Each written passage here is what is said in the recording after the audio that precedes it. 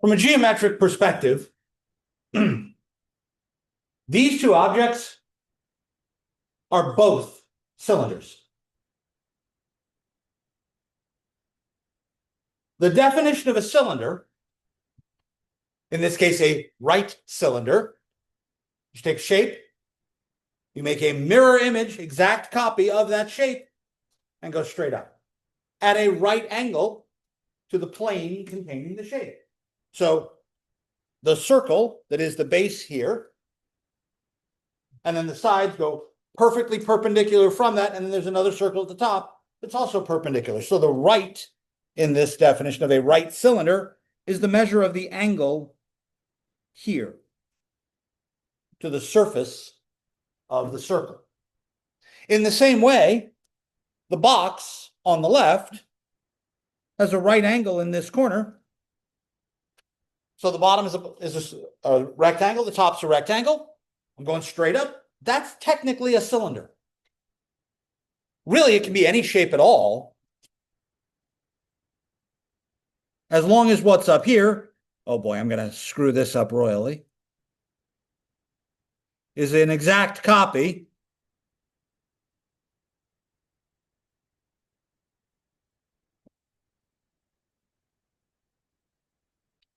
and since my artistic ability sucks, we're just going to make believe.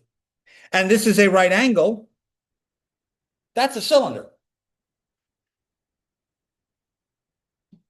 From a geometric perspective, we talk about a perpendicular translation of a shape. Just stretching it.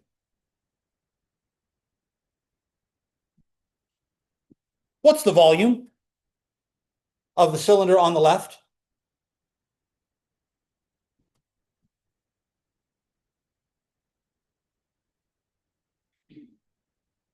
The internet is your friend.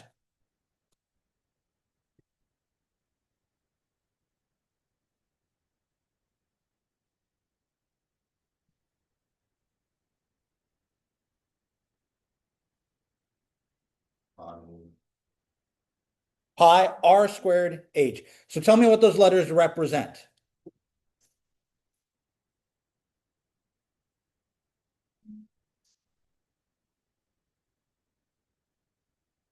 The height.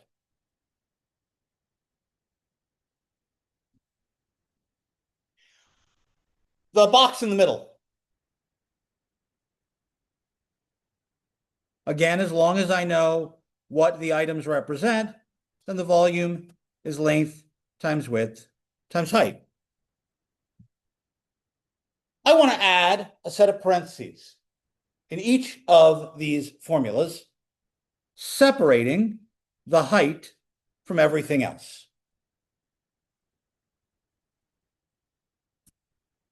In the cylinder on the left, the term in parentheses represents an area. The area of what? And not just any circle, this circle. In the one in the middle, LW represents the area of the square that is the bottom. Which means if I knew the area of this shape, whatever it is, then the volume would be the base area times the height.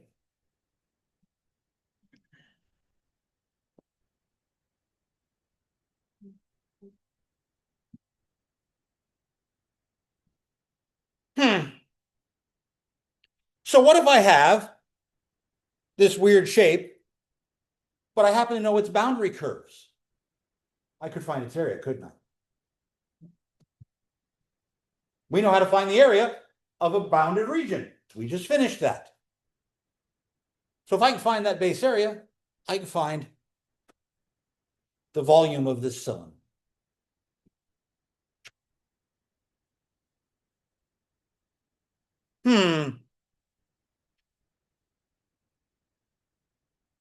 Typically, we talk of a cylinder over a particular shape.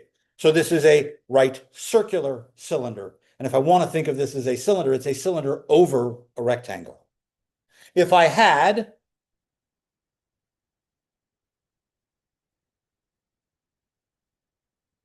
a parabolic region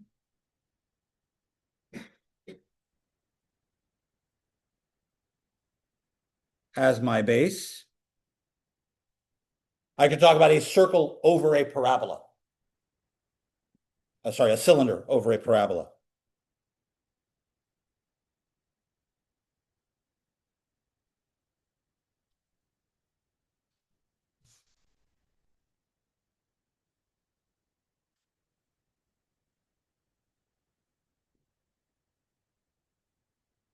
But what if my shape is something weird?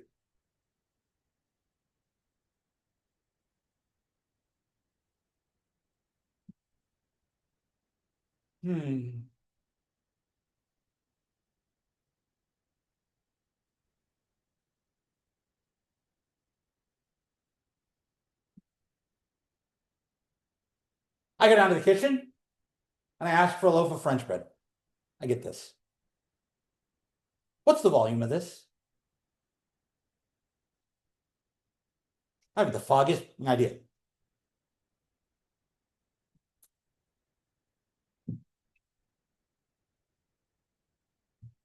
But this picture has drawn something interesting to me.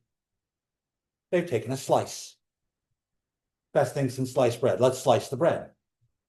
If I slice it up, I can think of those individual slices as having some sort of thickness.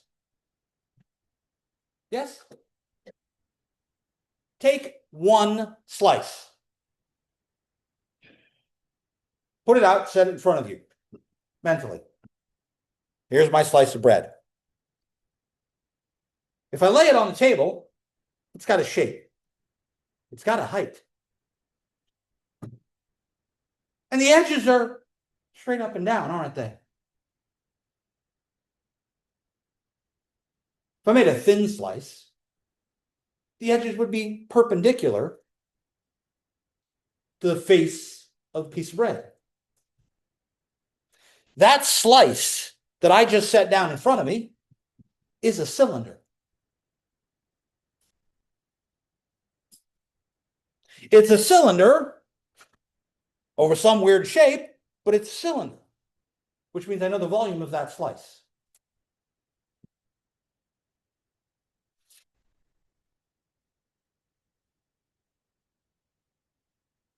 If I slice up the whole loaf,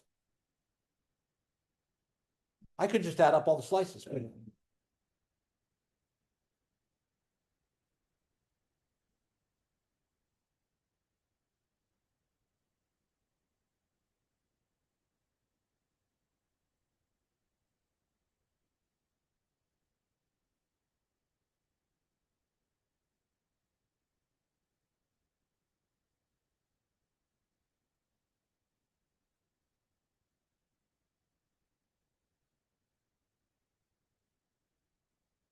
Now, in order for me to do this, I should have some way of figuring out what the base area of my slice is. Let me go back to that first picture I showed you. And in that first picture, which is on, by the way, page 438, I think. What did they write in the shaded area in the middle there? Aha. I'm thinking of this loaf as being laid out across the x-axis, starting at some point and ending at some point, and I just pulled a slice out of the middle. And I'm going to say the volume of that slice depends on the area at that x value. So, in this picture, with all of my slices, I say, oh, look, I made a bunch of choices of x. And then I picked a slice. I found a function that tells me the base area, and I'll use the thickness of the slice as the height. So cylinder 1, cylinder 2, 3, 4, 5, 6, 7. Yes? What I then have is 7 different area values. And I take area times thickness, and I get the volume of slice 1. I take area times thickness for each of those 7, and I add them up. I take the area at X, and I multiply by the thickness, and then I add them all up.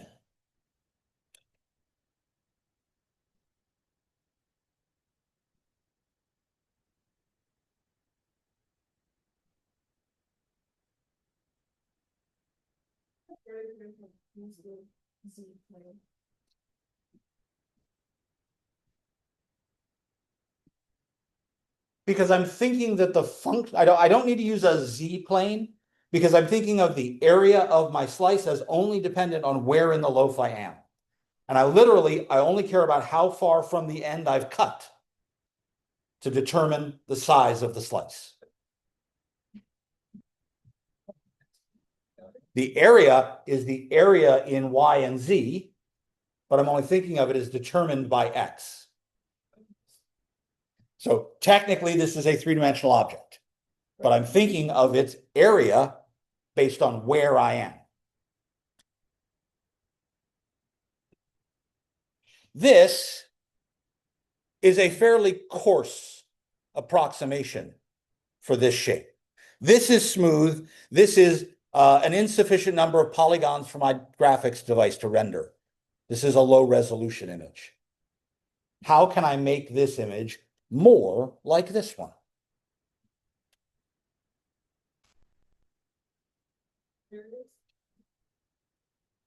I need to make each slice thinner, which means I need more of them to get all the way across, right? Here, we've written them x0 through x7. What if I labeled them x0, x1, x2, dot, dot, dot, dot, dot, xn? Well, then my summation here would go I equals 1 to n, and there would be a little xi there, wouldn't it? Because it would depend on which slice value I was using for that particular slice of bread. And if I really want to make this better, I should use more slices and they should be thinner. If I really want to make it perfect, I should use as many slices as I can get away with. This is a calculus class. Calculus is all about taking things and sending them off to infinity. Let's take the number of slices and let it go to infinity. Wait a minute. That's my buddy Riemann. The limit of a sum of function times a little change in x, because my thickness will be a measurement along the x-axis. Son of a bitch. This is going to be the integral of whatever my area function of x is with respect to x, from where the loaf starts to where the loaf ends. As long as I can find an appropriate expression for what a slice has as area.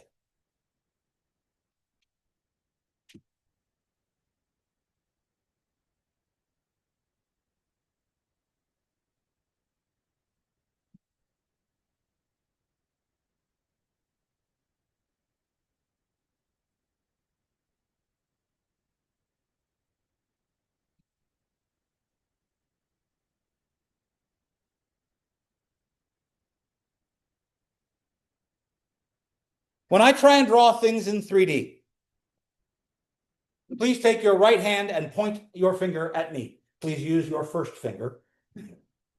Put your thumb straight up. Now stick your second finger out. X is your first finger, Y is your second finger, and Z is your thumb.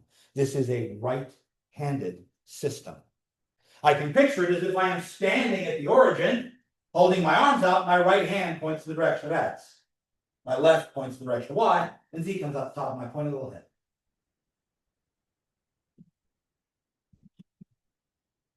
I want to picture a cylinder, a circular cylinder.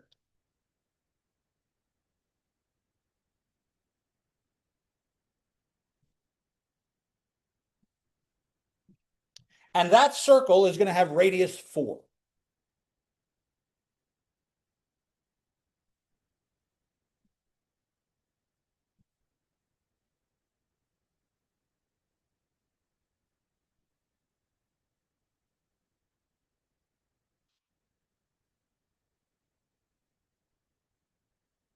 So the equation for the circle in the XY plane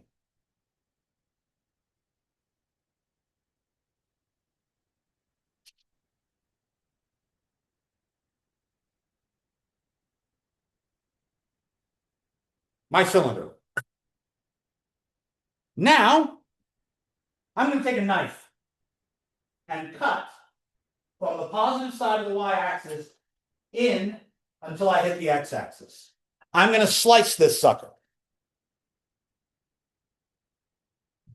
And I'm going to cut it at an angle of 30 degrees. So I make a cut with an angle of 30 degrees. Those of you with water bottles in front of you, take your hand and slice into your water bottle. You're cutting into the center of the bottle at this angle of 30 degrees. Your hand is going to describe some curve going around the bottle, isn't it? That curve, because it's going to touch the axis, is going to come down like this and down like that. I want to picture this. Here's the x-axis pointed out at you. I want to picture this wedge like this.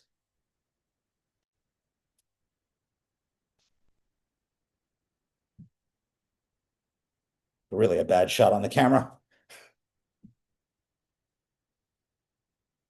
That's my object.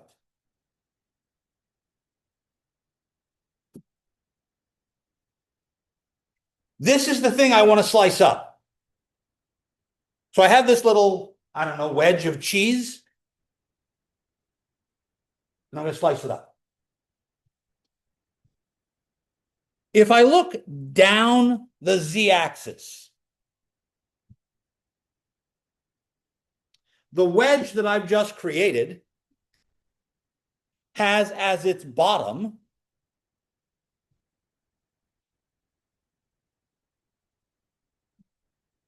a half circle.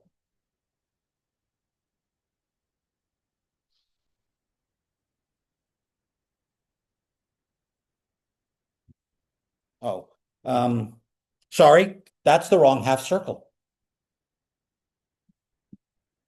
Why is that the wrong half circle?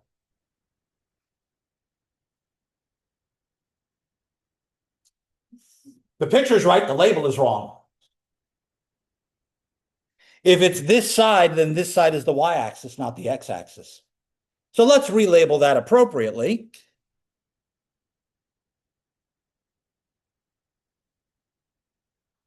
And you'll notice that the x-axis is pointed towards me, and when I look down from the top, the x-axis would be pointed down, wouldn't it? If this bothers you, turn the picture upside down.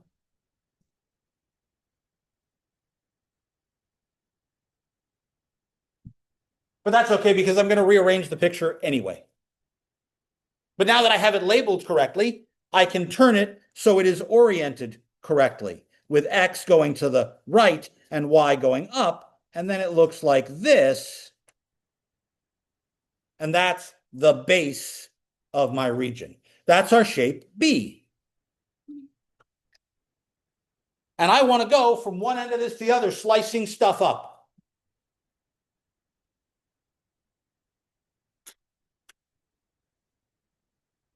But when I make a slice, that means going over here, picking some x value, and making a slice.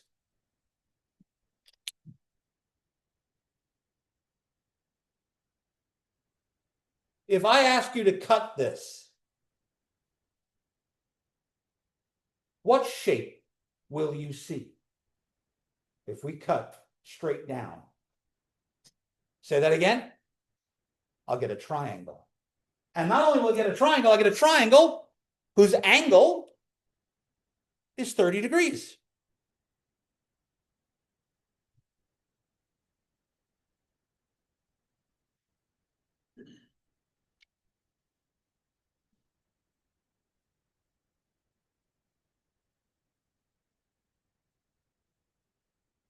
That's a really small triangle. Let's make that a lot bigger. There's my slice. And that came from some x value right here. I don't know what that x value is. But I want to figure out the area of this slice based on that x value.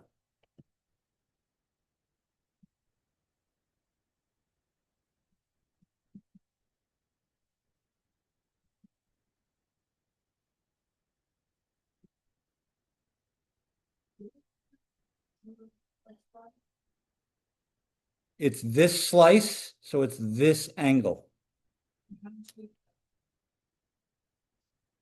I didn't. That's from my slice in the original picture. I said we're cutting at 30 degrees. So when I slice this, that corner angle is still 30 degrees. That hasn't changed at any point in this picture.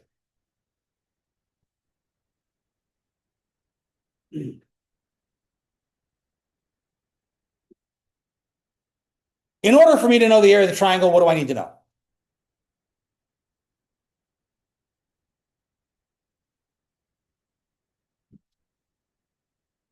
The width and height. Then I have to multiply by half. Area of a triangle is half base times height.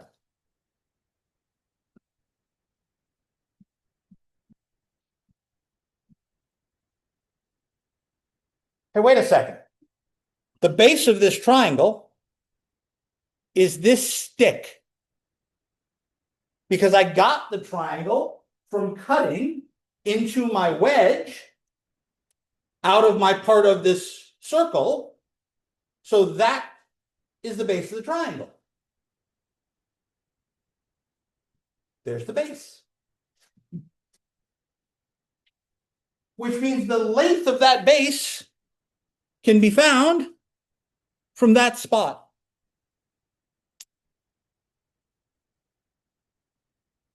That's the length of that piece. That's the y value. What's the y value at that spot? That comes from the equation of the circle, doesn't it? What's the equation of that part of the circle?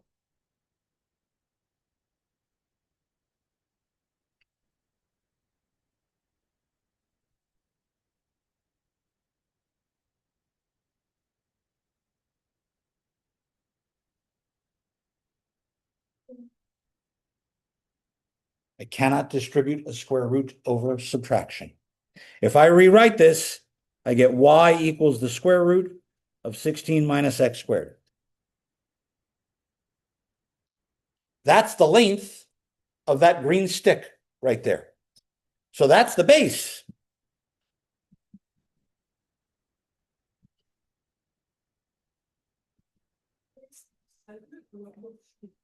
The base of the triangle that lives in 3D above that line.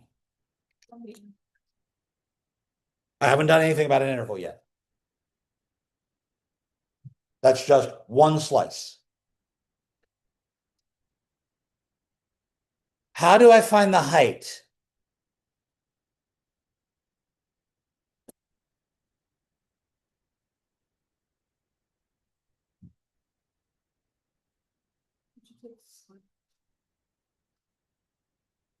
Sine consists of which two parts of the triangle?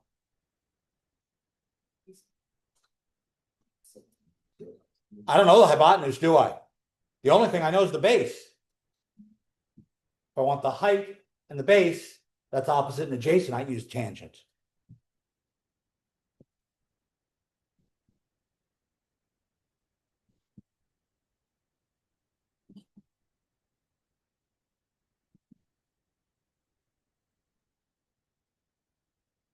And I know what the base is. We just wrote down what the base is. So all I need to know now is what's the tangent of 30 degrees?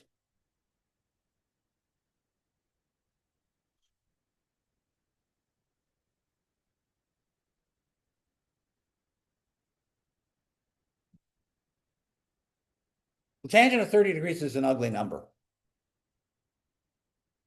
1 divided by the square root of 3. And then the base is 16 minus x squared, so that's going to go here.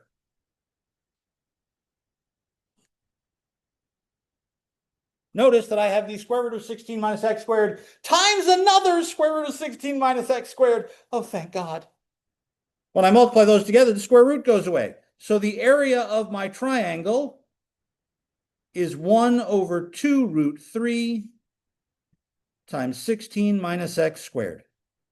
And that is a function of just x. You pick an x value that is a value between the two ends of our arc, and you found the area of a slice. Now I want to add up all the slices to find the volume. Where do my slices start?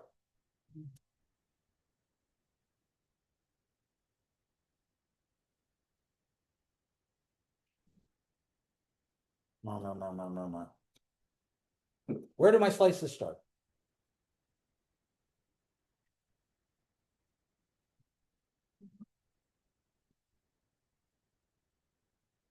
And they end at 4. I just figured out how to integrate. You want the volume of this little wedge? The volume is the integral from minus 4 to 4, 1 over 2 root 3, 16 minus x squared dx. By the way, 16 minus x squared is an even function. So you could do this by multiplying by 2 and going from 0 to 4. Hey, wait a minute. If I multiply by 2, I'll get rid of the 2 down here.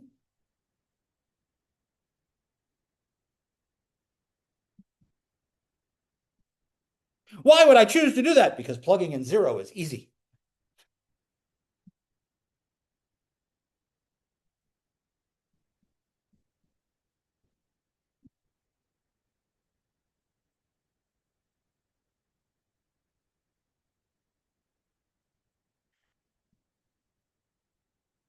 Sixteen times 4 is 64.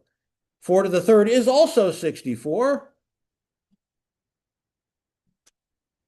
Minus 0, minus 0. So I get 64 minus 64 thirds is 128 over 3. Remember, there's that square root of 3 on the bottom. There's my answer. Phew.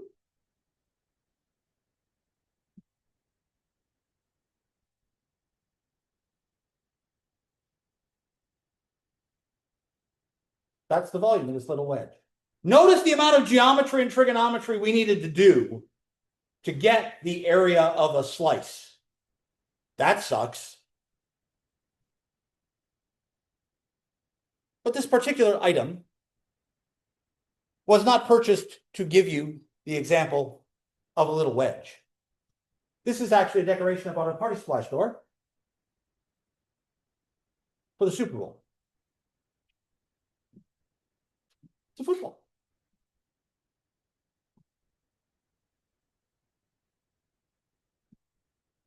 What's the volume of this? Well, that's a lot easier to think of, because what happens when you slice this item? Say again? It's just a bunch of circles. What's the formula for the area of a circle? You wrote it down a page ago. Say it louder, Nicolene. Pi r squared. And the radius of this circle will be described by the curve that is its edge. A volume of revolution, a solid of revolution, is found by taking any curve you want and spinning it around the x-axis. Why would you do such a thing? Any item that you build on a lathe that is radially symmetric can be described by the curve that is its edge, whether there's a hollow in it or not. If you build it by rotating something, all you need is the equation for the edge description. Thrown pottery behaves this way. So,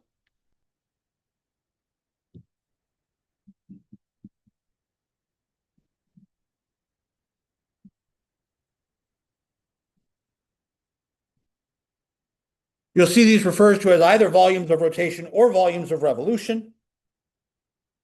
Let's consider a nice, easy curve.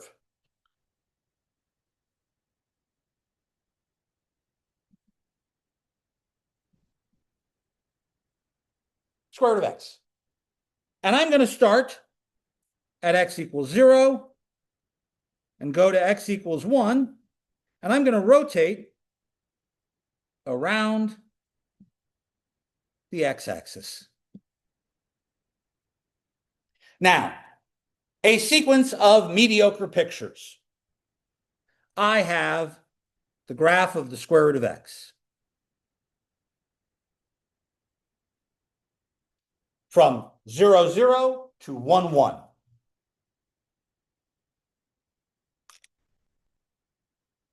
And I'm going to rotate this around the x-axis.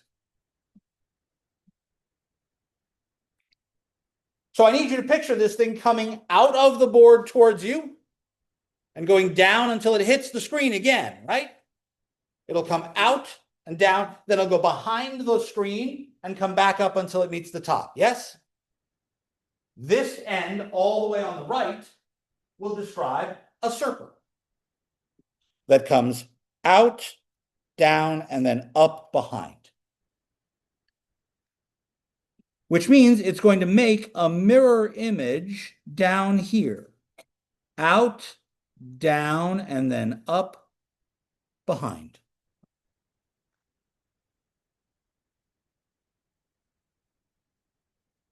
And any slice I make will describe the same sort of circle, just it'll be smaller the further left we go, and bigger the further right we go. So somewhere in the middle here, there's a slice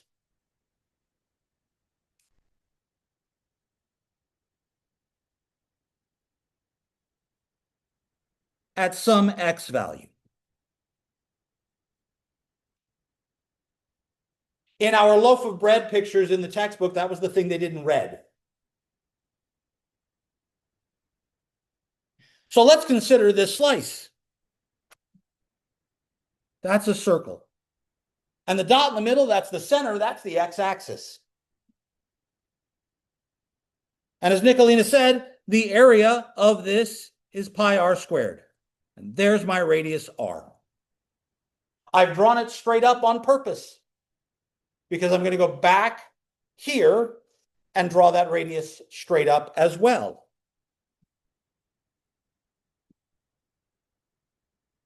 I want you to give me r in terms of x.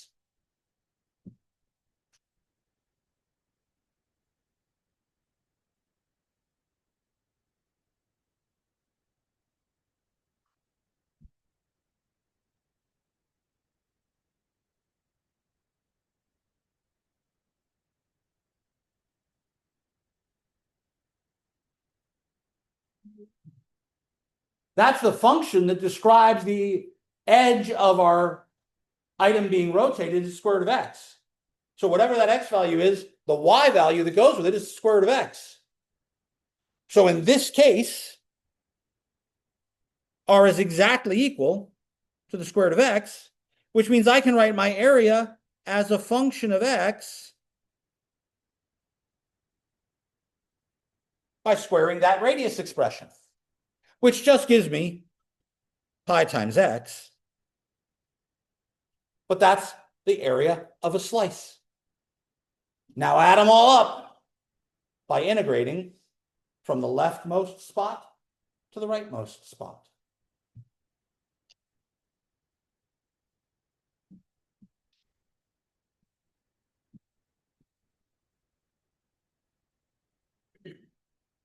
Ta-da! What do you get?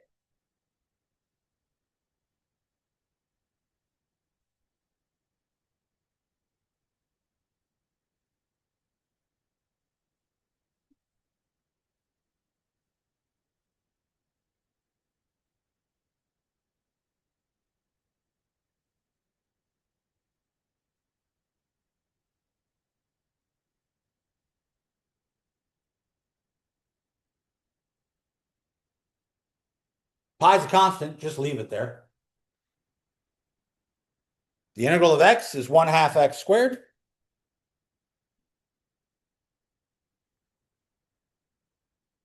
Plug in 1, you get 1/2 times 1 squared, which is 1. Plug in 0, you get 0. So you get pi times 1/2, or pi over 2.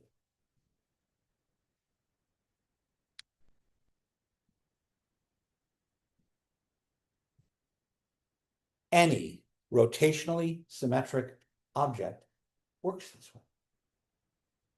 As long as I can describe the edge, I can describe the volume. Where would I use such a thing? I got to date myself something seriously here. 30 years ago, when I was a graduate student at the University of Pittsburgh, I taught a class in the engineering building. They were describing a gear built on the surface of a ball, as opposed to a flat gear, a spherical gear. It was part of a CV in an axle, a continuous velocity joint, that allows your wheels to maintain their speed as you turn so that you don't skip as you turn one direction or the other. They needed to know how much metal it was going to take to add the gear teeth in strips around the outside of this ball. So they literally took the ball and sliced a wedge out of it, a thin piece, and mapped out the curve that was the edge with the teeth on it, and found the volume exactly like this. That's 30 years ago, people. This is what CAD does for me. If I say, hey, I'm going to go do my 3D printing and it's radially symmetric, how much filament do I need? Now I know.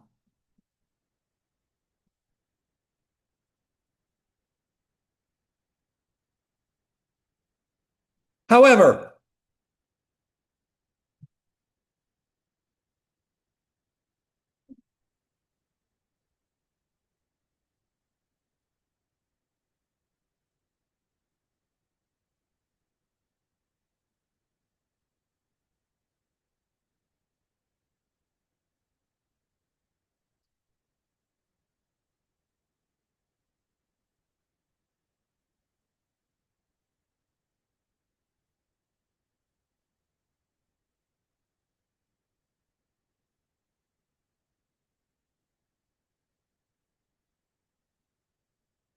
some problems don't go around the x-axis. This rotation goes around the y-axis.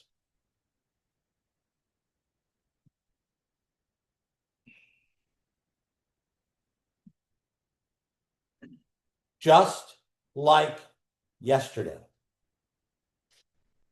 I'm going to change the orientation of my slices. So instead of slicing this way, perpendicular to the x-axis, I'm going to slice horizontally, perpendicular to the y-axis. Let's start by creating the region in question. I'm going to start with a picture. Same way I did up here. Y equals x cubed, y equals 8, and the y-axis. All right, y equals 8 is up here somewhere.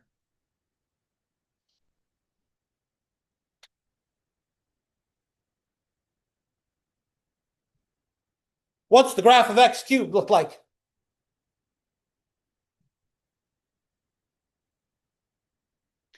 Now I'm looking for the bounded part, so I'm pretty sure I don't care about the stuff that's down here. I'm pretty sure what I care about is the part that's up here. Here's the region in question that I'm going to spin around. It almost looks like one of those flags that was outside the other week, only it's turned upside down. Instead of the feather going up, the curve is coming down. I spin this around the y-axis, which means it makes its mirror image over here.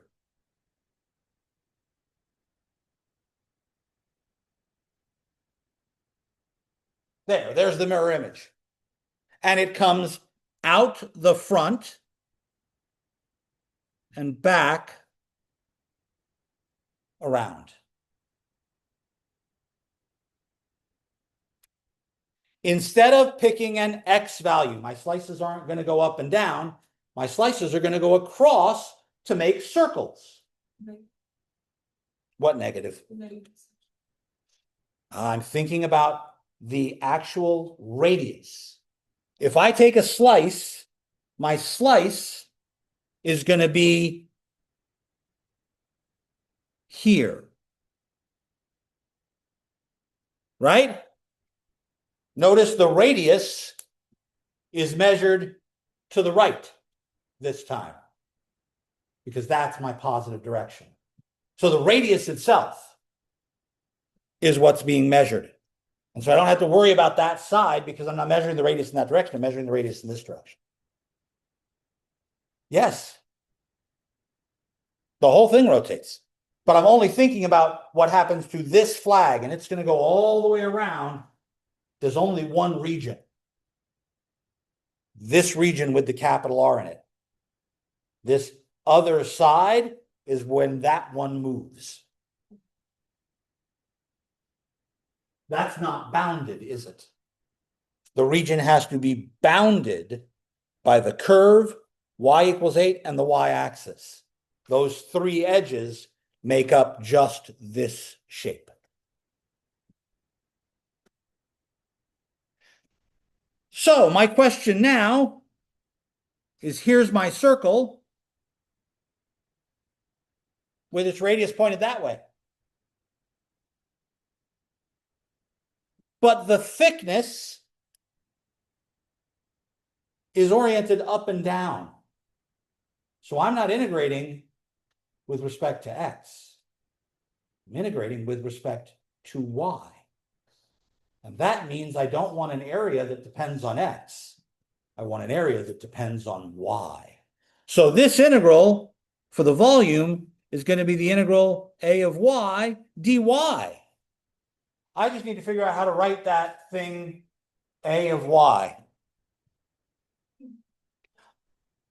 The equation is y equals x squared. So the other way to write this is to write x equals the cube root of y. Or if you'd like,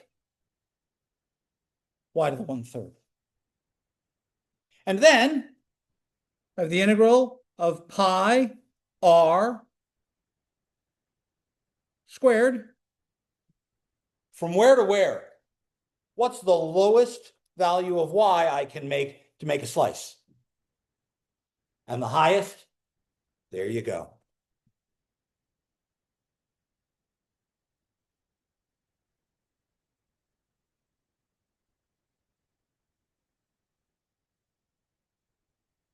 If I choose to rotate a shape that is bounded by more than one curve, instead of thinking of this as the axis, what if I think of this shape like this? We did this one with x squared and x, didn't we?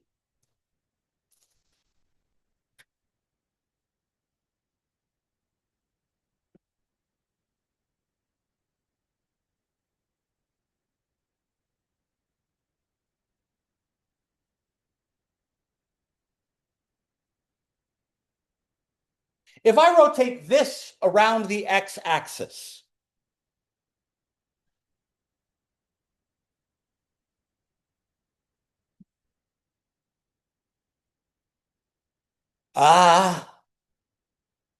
what the? I'll have a mirror image piece down here, won't I?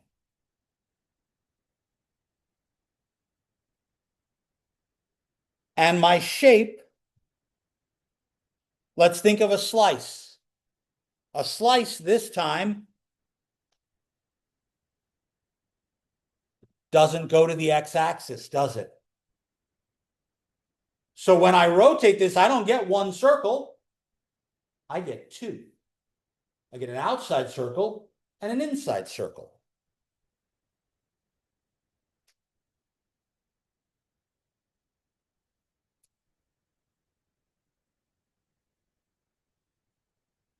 Let's take that item, pull it out, and look at it head on. I'll have an inside circle and an outside circle. And I will have two different radii. I will have a radius to the outside, and I'll have a radius to the inside. But the piece I want is this shape. I've seen this before. In the engineering discussion of joints and all that, this is a washer, right? And the area is the difference of two circles. The area is the outside circle minus the inside circle. Because there's hollow in the middle. I go back to my yo-yo with the hollow in the middle. Okay. Which equation is going to give me the outer radius? That's the outside, it's the straight line. And the inner one is the parabola. So I can say that for our expression, a of x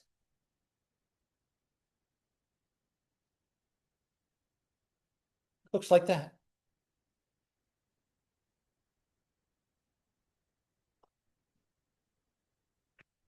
You could pick another line to rotate around. If I change this, so instead of rotating around one of the axes, I picked a different line to rotate around, I'd get a very different shape. Page 444, example 6, shows you this image. Here is the exact same shape we were looking at. We're rotating around the y-axis. Notice they've rewritten the equations. X in terms of y. But instead of rotating around here, I'm rotating around here. So the radius is different. The radius is now 1 plus y for the inside and 1 plus root y for the outside. I can rotate around any line. I can even rotate around lines at an angle. Lines at an angle suck. Turn the problem until one of the lines is either the x or the y-axis. It's always easy. There are more ways to find volumes. We'll do more of these on Monday. I will see you all then. Enjoy your weekend. If you came in late, come get your homework. That's how I'm taking attendance today.